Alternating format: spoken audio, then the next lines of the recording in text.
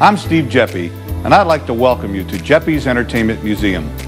In 1974, I quit my job as a letter carrier at the U.S. Postal Service and opened a small comic book store in the basement of a TV repair shop. Little did I realize that from that humble beginning would grow this incredible pop culture collection you see here today. At the center of that collection is the comic character. The Brownies, Buster Brown, Mickey Mouse, the Lone Ranger, Superman, Barbie. These are just some of the characters who've made a tremendous impact on our individual childhoods while at the same time shaping our collective experience. As you wander through these halls, you will see the history of the country and our changing society reflected in those characters and the media through which they entertained us. Why are these characters so important to us? Perhaps it is their power to distract us. They've brought us relief in times of trouble, like the Great Depression and World War II. Today, they help us escape the pressure and stress of our ordinary, everyday lives.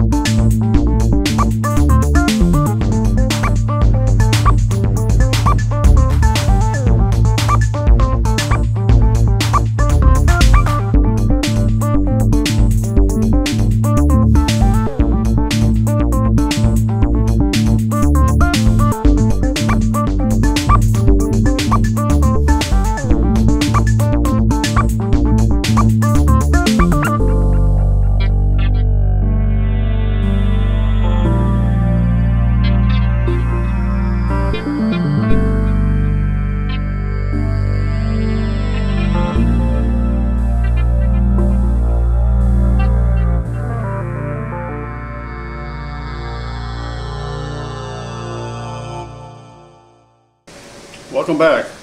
We're at Geppi's Entertainment Museum. I'm here with Andy Hirschberger. Hi Steve, nice to be here. And it's great to have you. Thank you. Felix the cat. Yes, one of our favorites. I see him right there, or at least I see his head anyway. Well, this is a very interesting piece. We did a lot of research on him, and we've come to the conclusion that what we once thought was folk art. Folk art being what people would make themselves, like a lot of times people will like a comic character and they'll create their own toy. That's what we thought Felix was, but we've seen several more examples of him, and this head has actually been mass-produced. And the biggest giveaway is it's not just a head, it's a tool. It's a measuring tape. And That's the longest cat tongue I've ever seen. You should come over to my place. My kittens have tongues longer than this. They're fans of the band Kiss.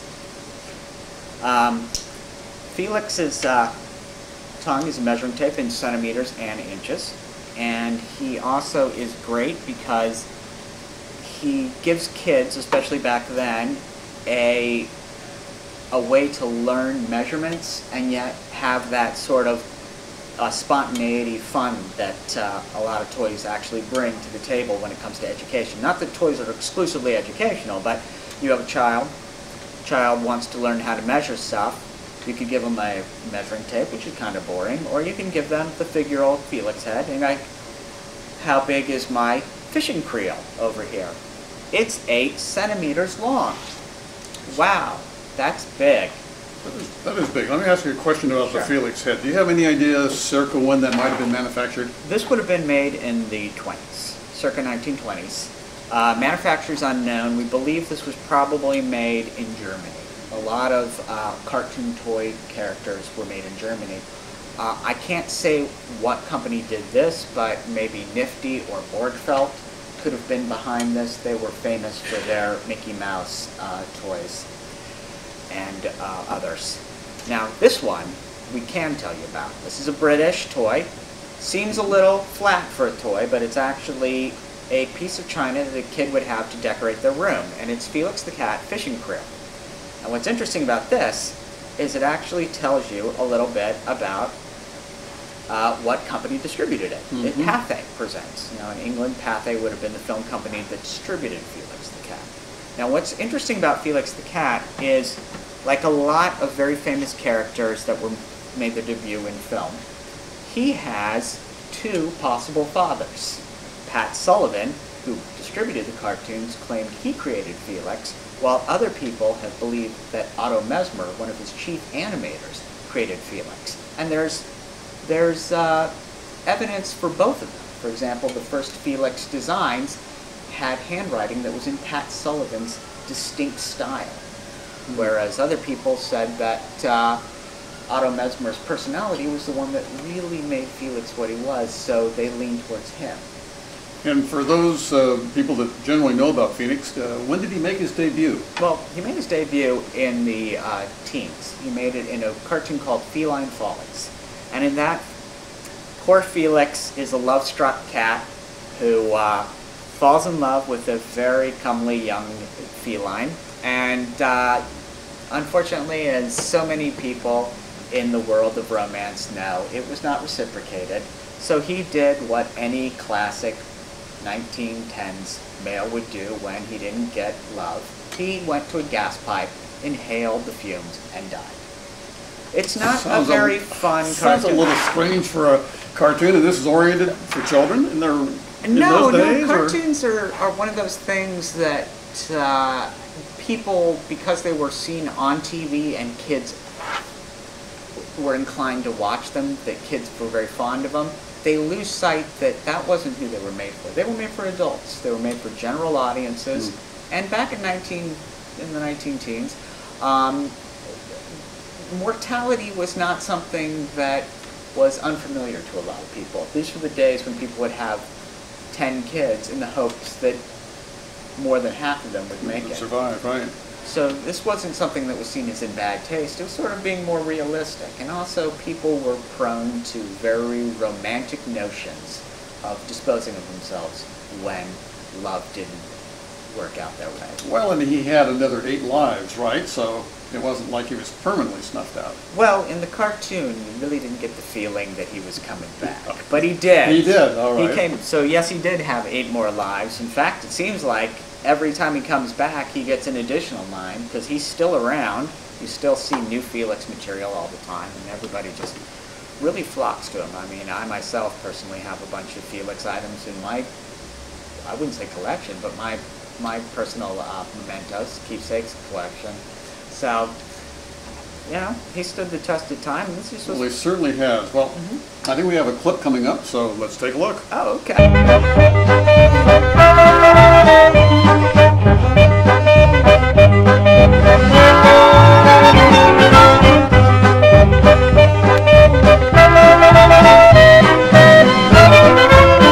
So there you are, an example of early Felix.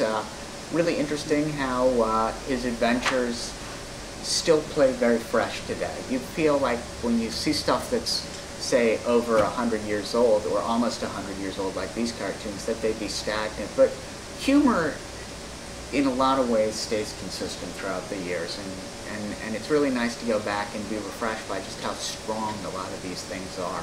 Well, the thing I think I liked about him as a kid growing up was it seemed to me, and I didn't realize, of course, when I was growing up, how old he was, but he always seemed to have a little spunk to him. He did. He's getting the scraps and stuff, but he's interesting. You know, Walt Disney did this short called Alice in Wonderland. Well, not Alice in Wonderland. It was like Alice's Adventures. There was this little girl, Alice, who was a real girl that would be in these cartoon universes. And there was a cat figure in there that Disney really didn't want to do, but was sort of told to by his distributor. That was basically a very similar to Felix cat. So Disney, in a way, rode the coattails of this little guy before making his own little guy. Before making Mickey Mouse, then.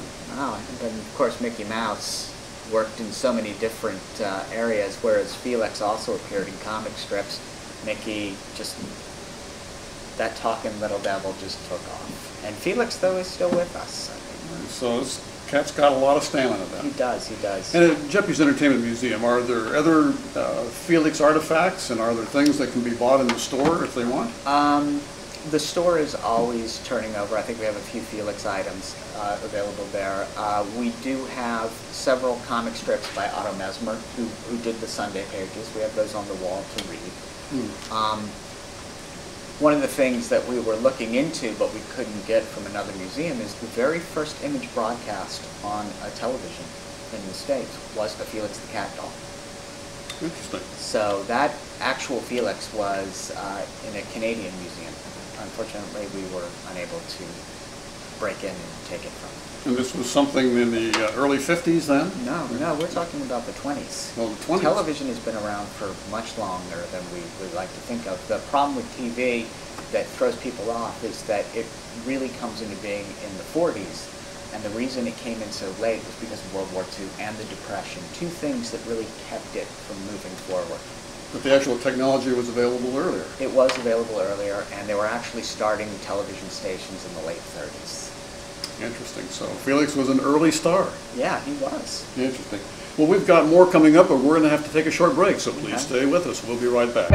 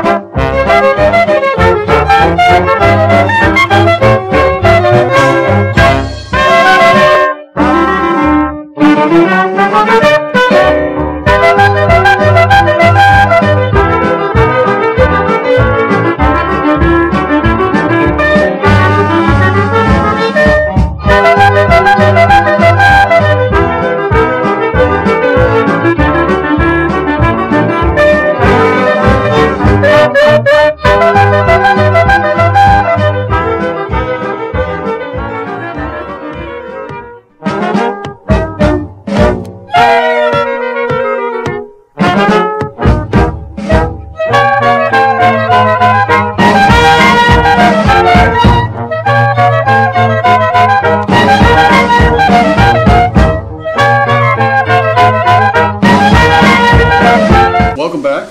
We're here with Zach. Zach, this is your part of the Geppi's Entertainment Museum empire. Tell us a little bit about what's going on. Well, what are you doing? I'm the the sales manager here at Geppi's Comic World. We've started to go ahead and kind of go back to the founder's roots. Before it was flashbacks and it was more like your classic museum gift shop. We've decided to go ahead and change the name back to Geppi's Comic World and go back to what Steve did before everything when he was the comic store owner. So what kind of changes are you making in the store to reflect this then? Bringing more books back in. Okay. Comic books has been something that when I came in here there was not a lot of, and with having the comic book collection we have with Action #1, Detective #27, Tales of Suspense 39, First Appearance of Iron Man, these seminal books in the comic history, we didn't have a lot to reflect our love and Steve's love of comics. So the first thing we've done is we've started getting more trades, which are collections of stories, and we've got those in the store so that you can come in and pick up anything from any point in time and start getting good stories. Starting in September, we're going to be carrying a limited number of actual issues, which are the weekly comic issues from Detective Comics, Action Comics, Batman, as well as some of the other series that are going on as well, such as Spider-Man. Now, these are reproductions of older comics? No, or these are current stories? Current stories, brand new issues. We are going to be on par with anything you'll find on your newsstands or your local comic store. just a smaller selection, because we still want you to go to your local store to look for the stuff that's a little more out there, and also the independent stuff as well. You can go ahead and buy new comic books here. Starting in September, we're going to start carrying weekly issues. So these are current stories Yes. that are just being written and given to the public for the first time. Yes, these are current creators on current books with current numbering and current artists. This is not reprints. We are going with new books every Wednesday. Are there any titles that you can share with us? Or? A couple we're going to be carrying, obviously Batman and Detective Comics, as well as Action Comics. We're going to be carrying Spider-Man, as well as a few surprises. Zach, you've got a lot of great characters here in the museum. Felix the Cat. What about Felix the Cat? Felix the Cat, there are plenty of collections that we do have here as far as older material and older comic strips. There's nothing new going on with him right now, unfortunately. I've been with us having one of those main characters that are in the museum throughout all the different time frames. I really wanted to try and get him in here. We have some older stuff, but unfortunately nothing new is working No. with Felix. Correct me if I'm wrong, and that happens a lot, but I think I heard that he's still very big on the continent. Do you know if there's anything new going on there? I do not know anything specifically. Unfortunately, when it comes to Felix, with the characters that are here, I do go and do my research as best I can, but I am not that computer savvy. All right, so we're going to leave it on Felix, but you've got some of the classic issues here in comics and so on. Zach, I want to thank you for this segment here. Your shop looks just great. There's a lot of interesting things here. Geppi's Entertainment Museum itself has a lot of great things, but this store is really looking pretty good. Yeah, and to be honest, this is a passion for me. The one thing I've always wanted to do, and I've mentioned it before on the shows, I wanted to be in comics. I wanted to be in a store, and I've wanted to get that experience. And I've been blessed with the opportunity to go ahead and use this store as a way to go ahead and share with everyone what I've been able to enjoy and what I've been able to get in the different stores I've been at. So if you want, come down, see our experience. We're back. Everything is going the way it's supposed to, and I guarantee you'll have an awesome time. Talk about lucky being able to indulge in one's passion. We're going to need to take a break. We have a lot more coming up, so please stay with us.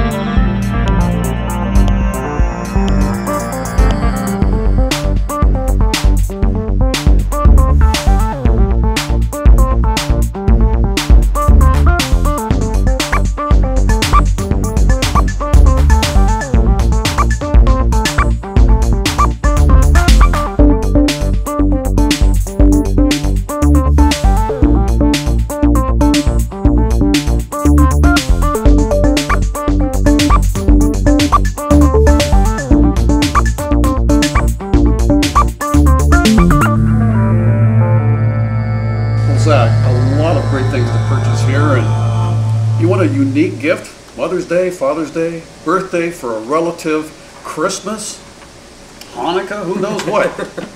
Some really unique things down here. Plus, the museum itself is just great. It is, and we are trying to get more and more unique things in the museum. I can definitely say if you want to see something awesome, stop by around November, December when we have Christmas going on.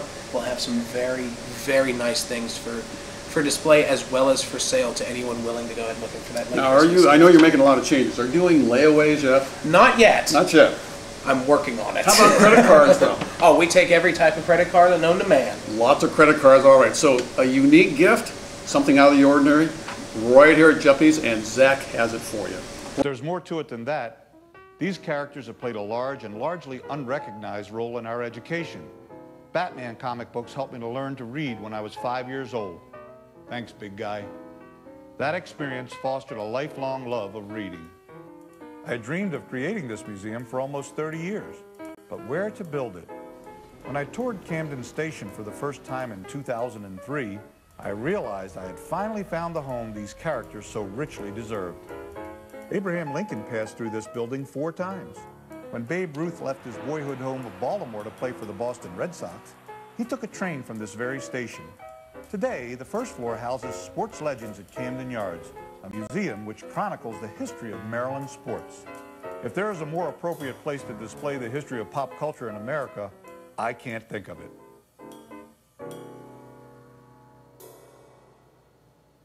I've been called Baltimore's biggest cheerleader. Guilty as charged. Heck, I even bought the City magazine. I was born and raised in Little Italy, an ethnic neighborhood just across the Inner Harbor from here. I love this city and all of its spectacular attractions.